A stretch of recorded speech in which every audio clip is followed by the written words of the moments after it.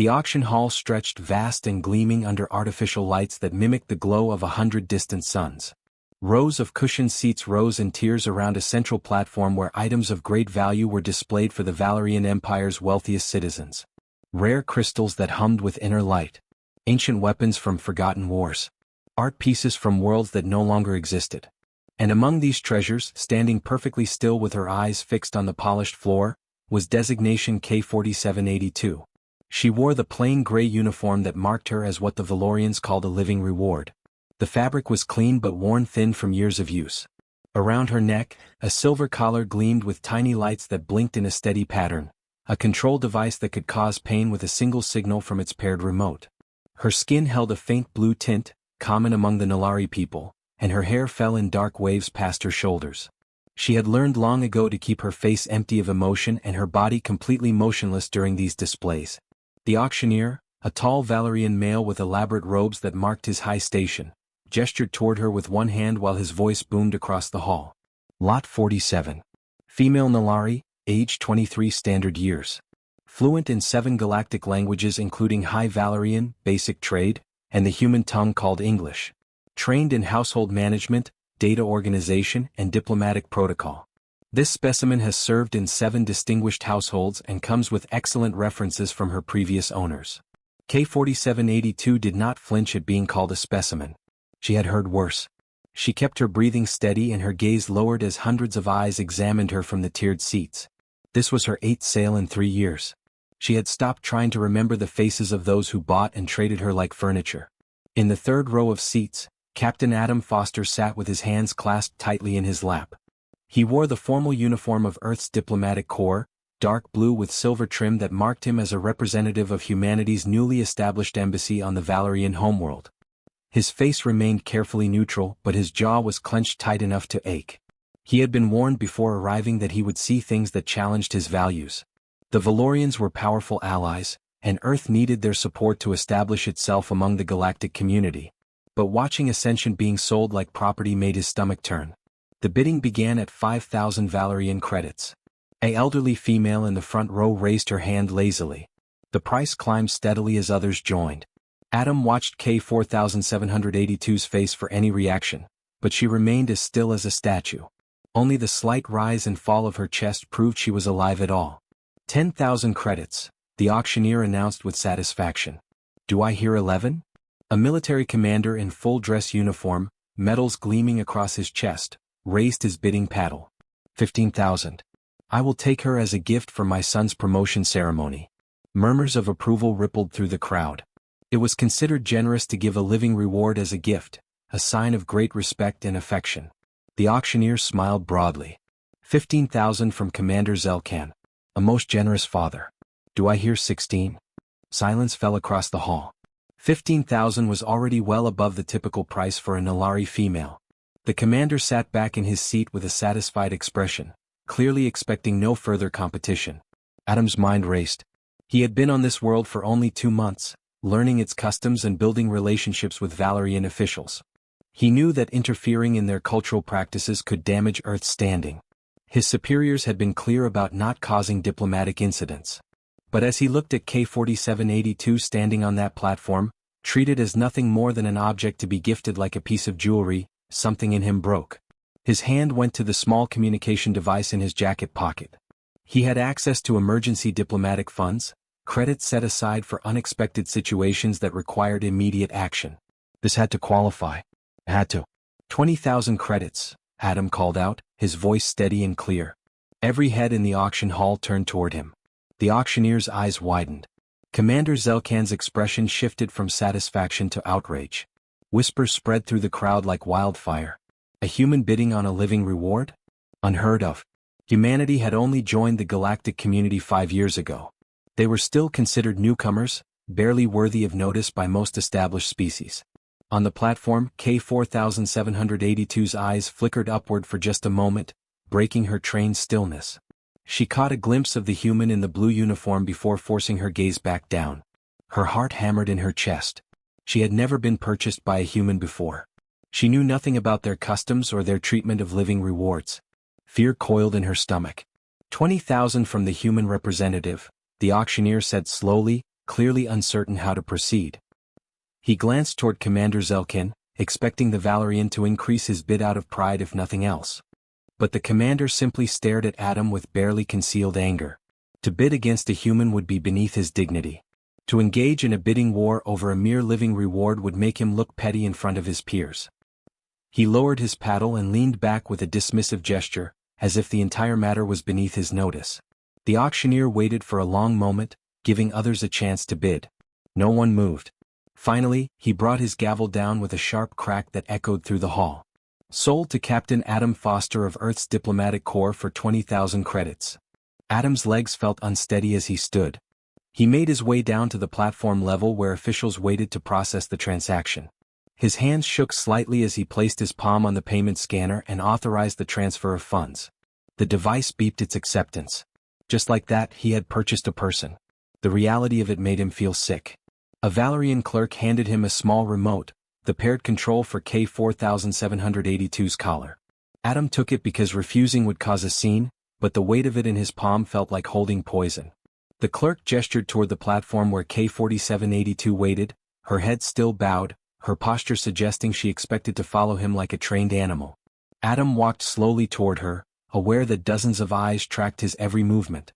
The crowd wanted to see how the human would handle his new acquisition. Would he inspect her teeth like livestock? Would he test the collar to ensure it worked properly? Would he give her orders to demonstrate his control?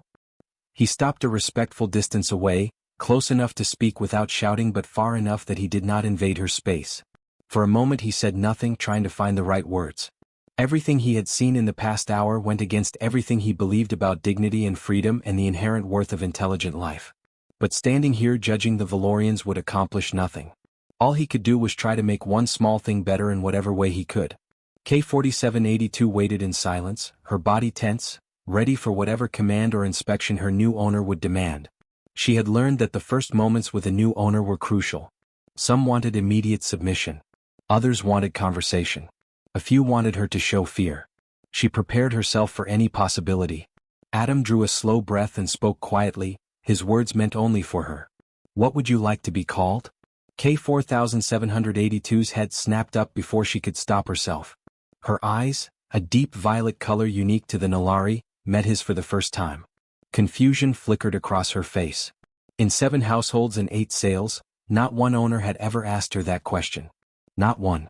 The embassy vehicle moved smoothly through the streets of the Valerian capital, its windows tinted dark enough that no one could see inside. K4782 sat in the passenger seat, her hands folded tightly in her lap, her eyes fixed straight ahead. Adam drove in silence, still processing what he had just done. 20,000 credits. A person. He had purchased a person, and now she sat beside him waiting for orders that made his skin crawl to even think about giving. The human embassy stood at the edge of the diplomatic quarter, a modest building compared to the towering structures that housed the older, more established species. Adam pulled the vehicle into the private garage and shut off the engine. The sudden silence felt heavy. "Come with me, please," he said quietly, then immediately wondered if saying please to someone conditioned to follow orders without question might confuse her. Everything about this situation felt wrong. K4782 followed him through the garage entrance and into the embassy's lower level. Her footsteps were nearly silent, a habit formed from years of being told that living rewards should not draw attention to themselves. They passed through a security checkpoint where the guard on duty, a young woman named Sera, glanced at K4782 with curiosity but said nothing. Adam had not told anyone at the embassy what he planned to do at the auction. He led her to a small private office on the 2nd floor, one used for sensitive meetings. The room held a simple desk, 2 chairs, and a window that looked out over a courtyard garden. Adam gestured toward one of the chairs. "Please sit down." K4782 hesitated. In most households, living rewards stood unless specifically told to sit. And they certainly never sat in the same type of chair as their owner, never at the same level. But the human was watching her with an expression she could not quite read, so she lowered herself carefully into the chair, perching on its edge as if ready to spring up at any moment. Adam sat in the other chair, then reached into his jacket pocket and pulled out the small remote control for her collar. K4782's hand went unconsciously to her throat, touching the metal band that had encircled her neck for 3 years. She had almost forgotten what it felt like to be without it. Almost. "I need to tell you something," Adam said slowly, choosing his words with care. And I need you to understand that I mean exactly what I say. I did not buy you to own you. I bought you to free you. K-4782 stared at him, her face blank with confusion. Those words made no sense. They contradicted each other. You could not buy someone to free them. That was not how the system worked. Adam set the remote on the desk between them, then pulled a small tool from a drawer. This collar is a control device. It causes you pain when activated. I am going to remove it now, and I am going to destroy this remote so it can never be used again. Is that acceptable to you? I do not understand, K-4782 said softly. Her voice was rough from disuse. Living rewards were expected to speak only when directly questioned. You purchased me. The collar is your property. The remote is your control. No, Adam said firmly. You are not my property. You are a person. This collar is a tool of cruelty and I will not use it. He stood and moved around behind her chair. I am going to remove it now. It might feel strange, but it will not hurt. Okay. K-4782 nodded slowly, her mind struggling to process what was happening. She felt his hands gentle at the back of her neck, heard a soft click as he used the tool to disengage the locking mechanism. The collar fell away, and suddenly her throat felt impossibly light. She raised both hands to touch the bare skin, almost not believing the metal band was truly gone. Adam walked back around the desk and, without hesitation, crushed the remote under his boot heel. The device sparked once and went dark. He swept the broken pieces into a disposal unit. There. Done. Tears pricked at K-4782's eyes, though she fought to hold them back. Living rewards did not cry. Crying was weakness, and weakness led to punishment. But the absence of the collar felt like she could breathe properly for the first time in years. Now, Adam said, sitting back down, there are legal complications. According to Valerian law, you must be registered to someone. If I simply released you without registration, you would be classified as escaped property and hunted down. But if you remain registered to me, you have the protection of diplomatic immunity through Earth's embassy. Do you understand? She nodded slowly. So I am still owned, but the ownership is different. No, Adam said, frustration creeping into his voice, though not directed at her. The paperwork says one thing, but the reality is another. You are free to make your own choices. I will not give you orders. I will not control your actions. I will not use you as property. But on paper, yes, you must remain registered to me until we can figure out something better. K-4782 absorbed this information in silence. Every instinct told her this was a trick, some new game that owners played. But the human's eyes held no cruelty. And the collar was truly gone. She touched her throat again to confirm. I need to call you something, Adam continued. What is your name? Your real name, not your designation number. For a long moment she did not answer. She had not spoken her name aloud in 3 years. Her last owner had forbidden it, insisting that living rewards had no need for names. Before that, others had simply never asked. The name felt strange in her mind, almost forgotten. Sera, she whispered finally. My name is Sera. Sera, Adam repeated, giving the name weight and respect. Thank you for sharing that with me. From now on, that is what I will call you if that is acceptable. She nodded, unable to speak past the tightness in her throat. Now I need to offer you a choice, Adam said. You can stay here at the embassy. We need someone who speaks multiple languages to help with translation work. You would be paid like any other employee. You would have your own quarters, your own space. Or if you prefer, I can help you find sanctuary elsewhere. There are colonies where Nalari refugees have settled. I can arrange transportation and documentation. The choice is entirely yours. Sera's mind reeled. A choice. He was giving her a choice. She tried to remember the last time anyone had asked her what she wanted, and the memory would not come. Even before she became a living reward, even in her childhood before the Valerian conquest of her homeworld, choices had been limited. But this human was offering her options as if her preference actually mattered. I do not know, she admitted, her voice barely audible. I do not know how to choose. That is okay, Adam said gently. You do not have to decide right now. Why don't you stay here tonight, get some rest, and think about it? We can talk again tomorrow. He stood and led her down another hallway to a small but comfortable room.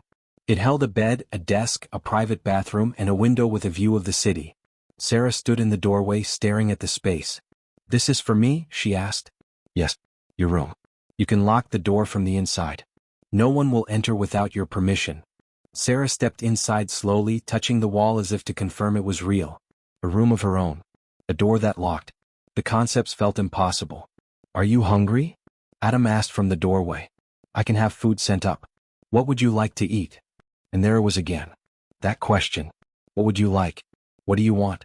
The simple act of being asked what she wanted to eat, instead of being given whatever scraps were left from the household's meal, broke something inside her. The tears she had been holding back finally spilled over, running down her cheeks in silent streams. Sera covered her face with her hands, embarrassed by the display of emotion, but unable to stop. Adam waited quietly, giving her space to process. When she finally looked up at him, her eyes were red but her voice was steady. "Anything," she whispered.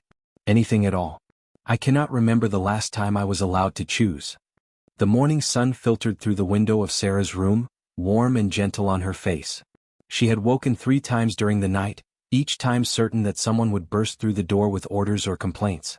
But the door had remained closed, locked from the inside just as Adam promised.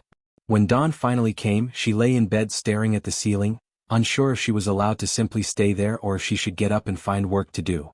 After nearly an hour of debate with herself, she rose and dressed in the simple clothes that had been left for her, not the gray uniform of a living reward but plain civilian clothing in soft blue fabric. She opened her door cautiously and stepped into the hallway. 2 embassy staff members walked past, nodded politely at her and continued on their way. They did not stop to question her. They did not demand to know where she was going. The freedom of movement felt terrifying. She found Adam in the embassy's small cafeteria, sitting at a table with a cup of coffee and a data pad. When he saw her, he smiled and gestured to the empty chair across from him. "Good morning, Sera. Did you sleep well?" "Yes, thank you," she said quietly, sitting down. Then immediately added, "May I sit here?" Adam's smile faded slightly. "You do not need to ask permission to sit, Sera. You can sit wherever you like." She nodded, but the habit was hard to break. 3 years of conditioning did not disappear overnight. She watched as other embassy staff entered the cafeteria, took food from the serving area, and sat where they pleased. No one asked permission. No one waited for approval. They simply existed as if they had the right to take up space. "I thought about your offer," Sera said, her hands folded in her lap. "About staying here to work as a translator. I would like to accept if the position is still available." "Of course," Adam said. "When would you like to start?" "Now, if that is acceptable. I do not wish to be a burden." Over the following weeks, Sera began working in the embassy's translation department. At first, she worked on written documents, translating trade agreements and diplomatic correspondence from Valerian into English and back again. Her work was precise and careful, better than the automated translation programs the embassy had been using. But she remained quiet and withdrawn, speaking only when directly addressed. The other translators, 2 humans named Kevin and Lisa, tried to make her feel welcome. They invited her to lunch. They asked about her opinions on translation choices. They treated her like a colleague. But Sera struggled to accept this new dynamic. She still asked permission before using the bathroom. She still waited for explicit instructions before beginning any task. She still flinched when someone approached her quickly. "She is getting better," Lisa said to Adam one afternoon, her voice low so Sera would not overhear. "But she still acts like she expects to be punished for existing. How do we help her?" "Time," Adam said simply. "And patience. She has to learn that freedom is real, not a trick."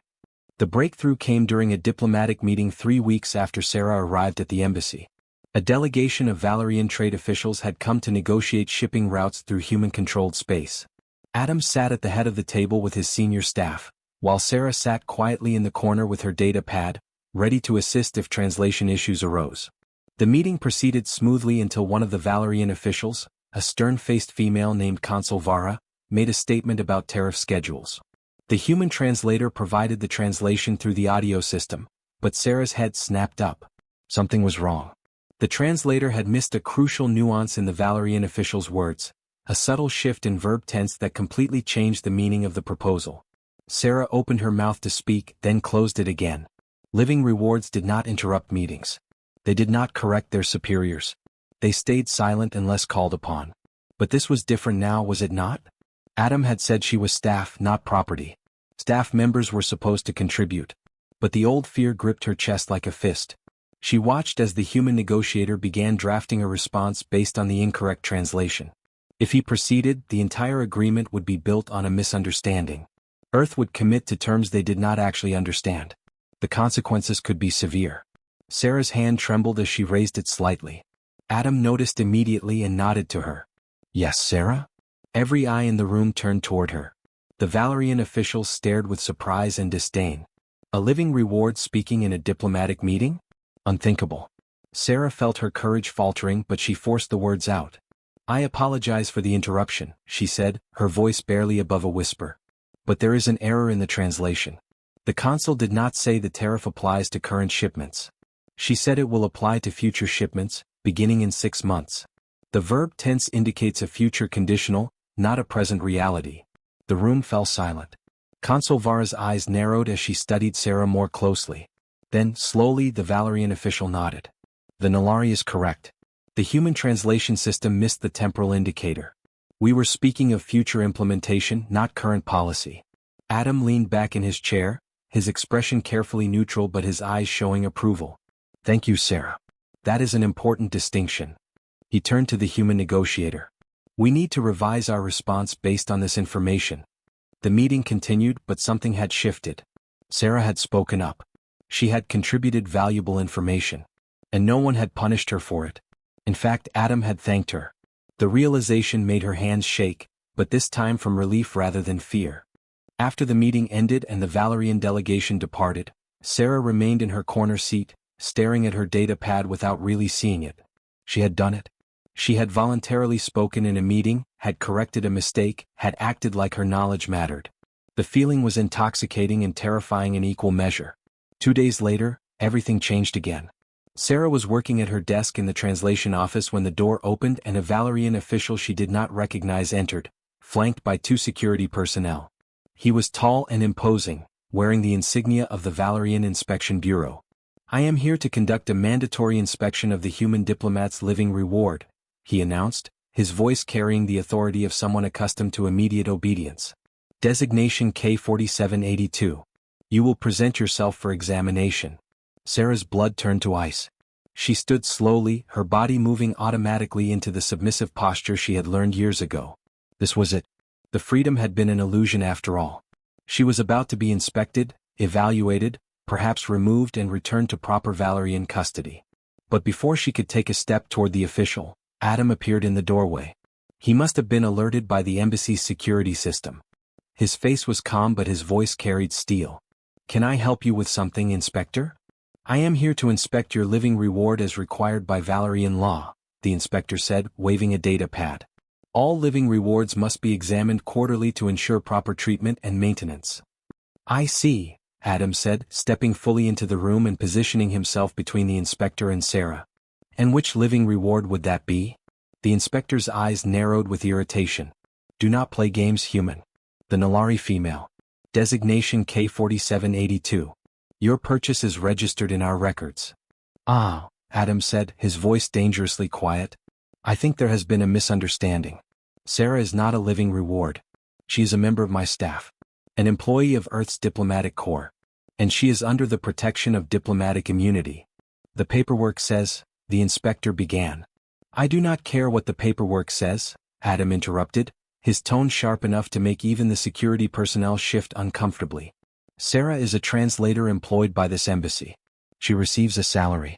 She has her own quarters. She works standard hours. She is staff, not property. And you have no authority to inspect my staff. The inspector's face flushed with anger. This is a violation of Valerian law. Living rewards must be properly supervised and maintained. If you are mistreating your property. She is not property, Adam said, each word precise and clear. And I suggest you leave this embassy immediately before this becomes a formal diplomatic incident. The 2 men stared at each other for a long moment. Finally, the inspector turned sharply and left, his security personnel following. The door closed with a heavy thud. Sera stood frozen in place, her heart hammering in her chest. Adam had defended her. Had called her staff not property. Had sent away a Valerian official to protect her. The magnitude of it overwhelmed her completely. Are you okay? Adam asked, turning to face her. Sera nodded, unable to speak. Then, for the second time since arriving at the embassy, she began to cry. But this time, the tears came from gratitude rather than grief. The formal complaint arrived at the embassy 3 days after the inspector's visit. Sera was working at her desk when Adam appeared in the doorway, his face tight with barely controlled anger. He held a data pad that displayed an official Valerian government seal. "We need to talk," he said quietly. In his office, Adam handed her the data pad. The document was written in formal High Valerian, the language used for legal proceedings. Sera read through it, her stomach twisting with each paragraph. The Valerian government was demanding that she be returned to what they called proper status. They claimed the human embassy was violating cultural protocols by treating a living reward as an employee. They threatened to revoke Earth's diplomatic privileges if the situation was not corrected within 30 days. "There is more," Adam said, pulling up another document. "One of your former owners, a merchant named Torek Dal, has filed a legal claim. He says the auction sale was invalid because you were displayed improperly. He is demanding that you be returned to him, and he is asking for compensation for what he calls unlawful seizure of his property." Sera's hands trembled as she set down the data pad. Torek Dal. She remembered him. He had owned her for 8 months, the longest period with any single owner. He had not been cruel by Valerian standards, but he had been strict and demanding. The thought of returning to his household made her feel sick. "What will happen?" she asked, her voice barely audible. "I do not know yet," Adam admitted. "But I promise you this, Sera. I will not let them take you. We will find a way through this." Over the next week, the pressure intensified. Valerian officials made formal protests to Earth's government directly. Human diplomats from other embassies contacted Adam, some offering support but others suggesting that perhaps it would be easier to simply comply with Valerian customs. After all, Earth was still new to galactic politics. Was one person worth risking the alliance? Sera heard the whispers. She saw the worried looks exchanged between embassy staff members. She understood what her presence was costing them. Late one evening, she found Adam in his office, reviewing legal documents by the dim light of his desk lamp. She knocked softly on the door frame. "May I speak with you?" Adam looked up, his eyes tired. "Of course. Come in." Sera entered and closed the door behind her. She had rehearsed what she wanted to say, but now the words felt heavy and wrong in her mouth. Still she forced them out. "I should leave," she said simply. "I should go to Torek Dal or accept being classified as a living reward again. Your mission here is important.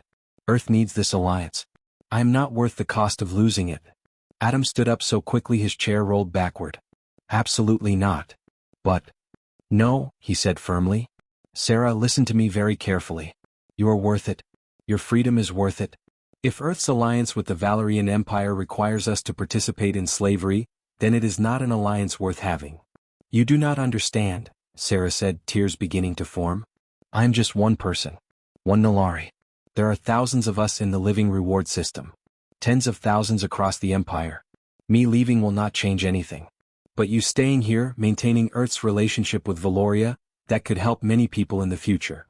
Or," Adam said, walking around his desk to face her directly, "we could challenge the system now. We could make your case matter for all those thousands of people you mentioned." Before Sera could respond, there was a knock at the door.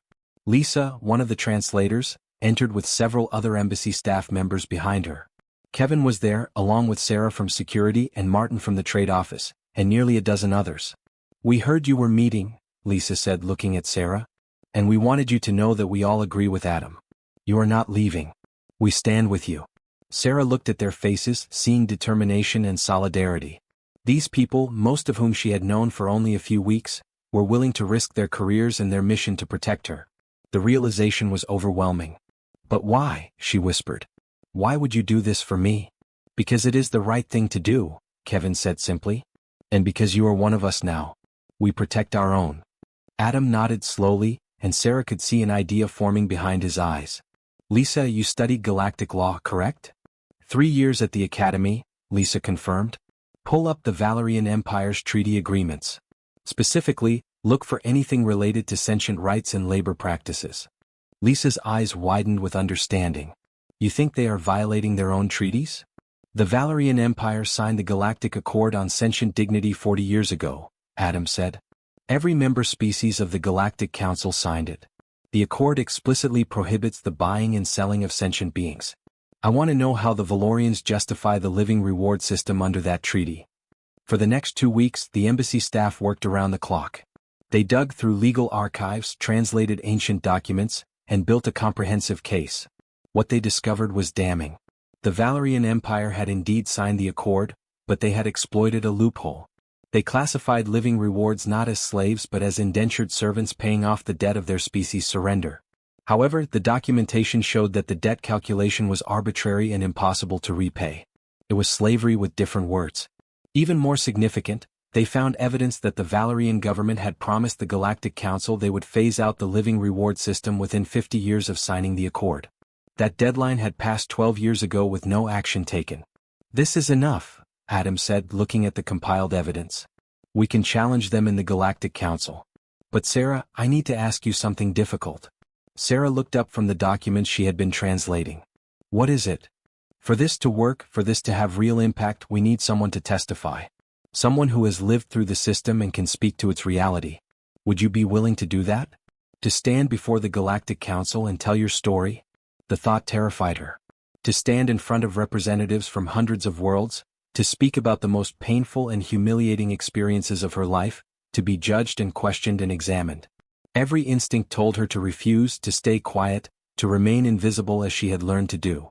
But she thought about the other Nalari still trapped in the system. She thought about the young ones being sold at auction even now, standing on platforms with collars around their necks. She thought about what Adam had said about making her case matter for all of them. "I will do it," she said, her voice shaking but certain. "I will testify." Adam reached across the desk and gently squeezed her hand. "You are the bravest person I know." The formal challenge was filed with the Galactic Council 3 days later. Earth's embassy accused the Valerian Empire of violating the Galactic Accord on sentient dignity through their continued operation of the living reward system. They requested an emergency hearing and submitted Sera's testimony as primary evidence. The response from the Valerian government was immediate and furious. They called the challenge an insult to their sovereignty and their culture. They demanded Earth withdraw the complaint. They threatened economic sanctions and diplomatic isolation. But other voices began to emerge as well.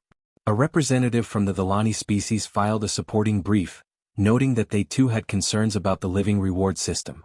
A human rights organization based on the Council world issued a statement of solidarity. Slowly, carefully, support began to build. Sera spent her evenings preparing for the testimony, working with Lisa to anticipate questions and organize her memories into clear, factual statements. Some nights she could not sleep, terrified of what was coming. But Adam and the embassy staff remained constant in their support, reminding her that she was not alone. The hearing was scheduled for 30 days from the filing.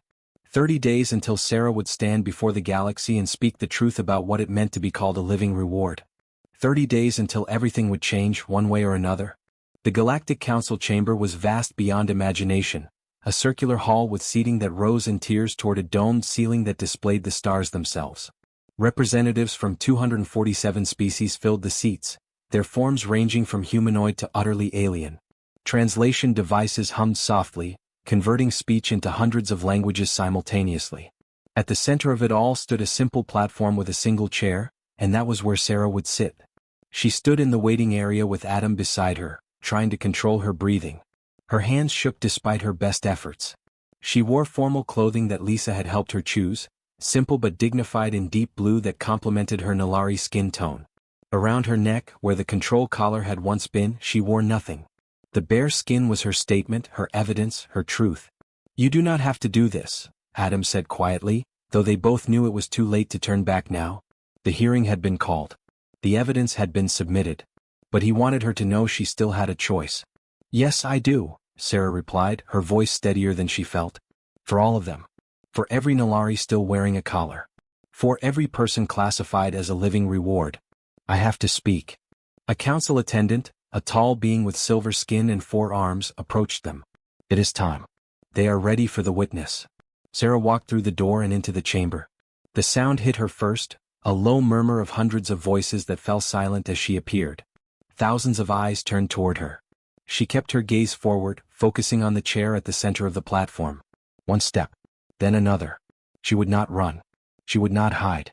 She sat in the chair, and immediately a holographic display surrounded her, projecting her image large enough for everyone in the chamber to see clearly.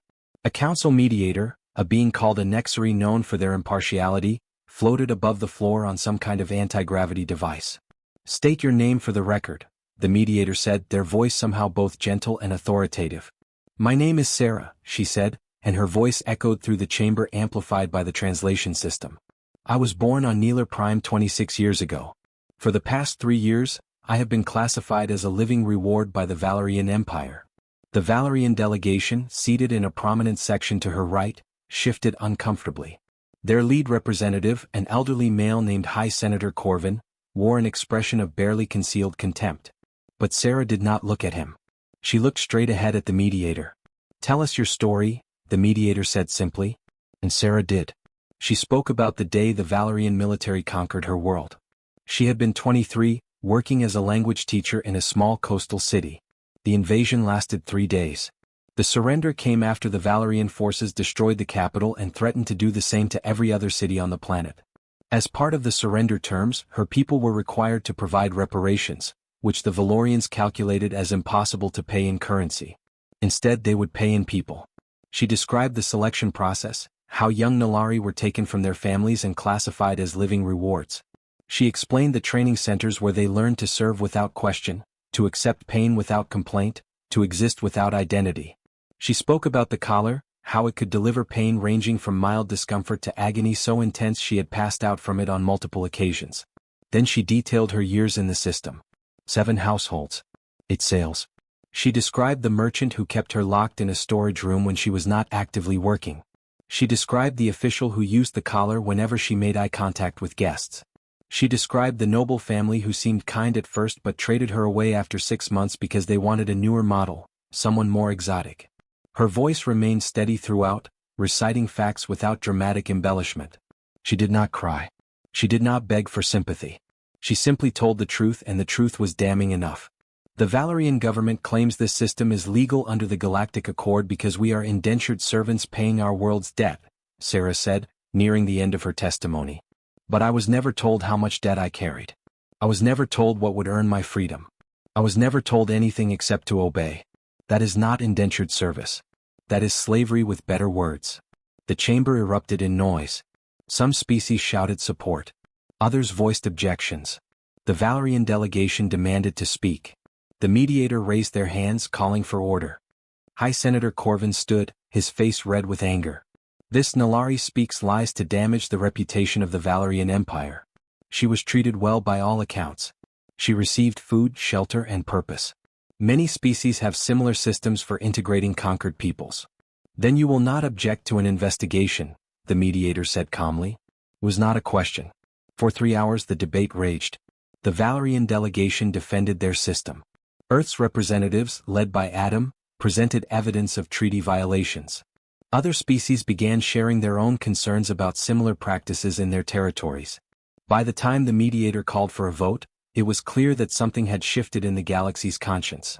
The Council did not abolish the living reward system that day. Political realities and diplomatic complexity prevented such a sweeping change. But they did something almost as significant. They established new protections. Living rewards would have access to Council representatives. They would have defined terms of service with paths to freedom. They would have the right to refuse certain commands. And most importantly, they would have the right to petition for citizenship in other territories. The vote passed by a significant margin. Sera sat in that chair, watching the holographic display show the results, and felt something break open inside her chest. It was not everything. But it was something. It was a beginning. 2 weeks later, Sera stood in Adam's office at the embassy. The formal documents lay on his desk, stamped with official seals from both Earth's government and the Galactic Council. She had been granted full citizenship in human territory. Her status as a living reward had been officially revoked. She was, by every legal measure, free. "So what happens now?" Adam asked, though his tone suggested he already knew her answer. "I want to stay," Sera said. "I want to keep working here. But not just as a translator. I want to help others who are still in the system. I want to be an advocate for displaced peoples, for those who have no voice." Adam smiled. "I was hoping you would say that. The Council has already approved funding for a new embassy position. It is yours if you want it." "I do," Sera said without hesitation. Adam picked up one more document from his desk, this one less official but somehow more meaningful. "There is one more thing I wanted to ask you. It is completely your choice and I will understand if you refuse. But I would like to formally adopt you as family." Not as a dependent or a ward but as my daughter. If you accept, you would have all the legal rights and protections that come with that status. You would be Sera Foster, a citizen of Earth with a family name and a family who claims you. Sera stared at him, unable to process the words at first. Family. He was offering her family. Not ownership. Not obligation. But genuine belonging. Why? She whispered. Because you are brave and strong and kind, Adam said simply. Because you have become important to me not as a mission or a cause, but as a person I care about. Because I think you deserve to know what it feels like to be chosen, not as property but as family. The tears came then, but they were clean tears, free of shame or fear. Yes, she said. Yes, I accept. 3 weeks later, Sera held her Earth passport in her hands. The holographic image showed her face, smiling for the first time in any official document. Below the image, her name was written in bold letters.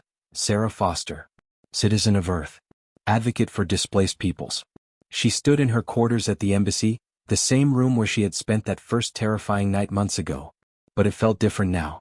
It was not a temporary shelter or a cage with comfortable bars. It was her room in her home, part of her life that she was building by choice. She looked at her reflection in the window, seeing not the frightened girl who had stood on an auction platform, but someone new. Someone who had found her voice and used it to speak truth to power. Someone who had been given a name and chose to make it mean something. Sera Foster. Not a designation number. Not a living reward. Not property or a prize. Just a person with a name, a home, and a future that stretched out before her full of possibility. A future she would write for herself, one choice at a time.